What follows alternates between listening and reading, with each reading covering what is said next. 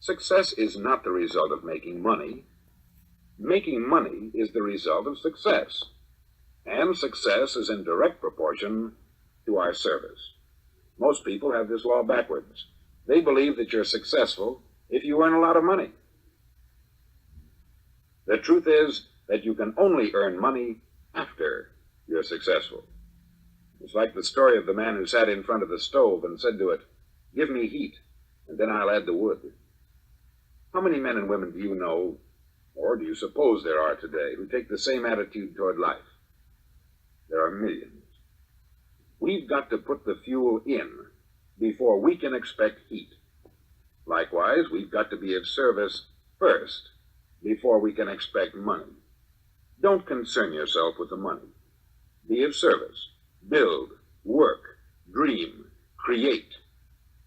Do this, and you'll find there's no limit to the prosperity and abundance that will come to you.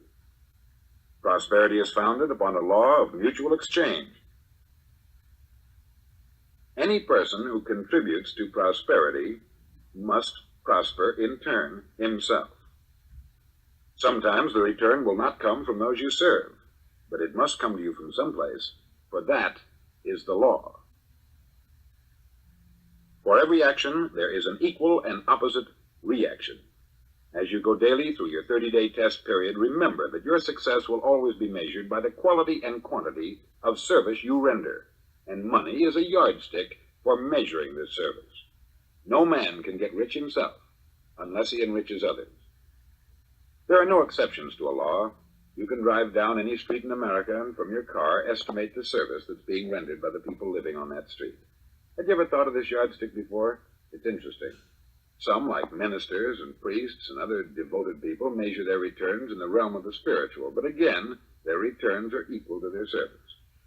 Once this law is fully understood, any thinking person can tell his own fortune.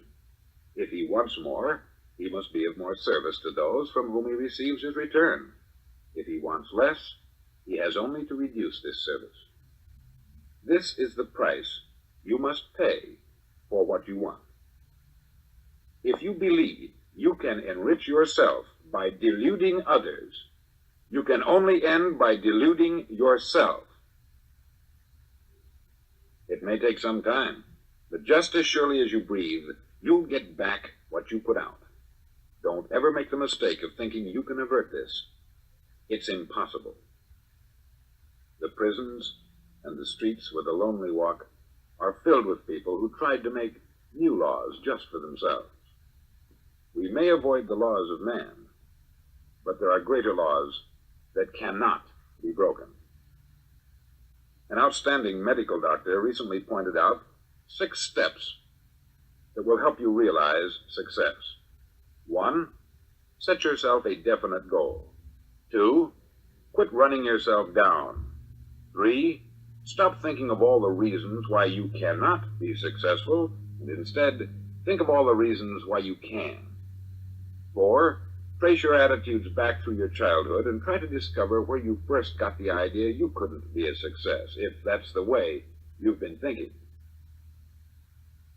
5, change the image you have of yourself by writing out a description of the person you would like to be. And 6, act the part of the successful person you have decided to become.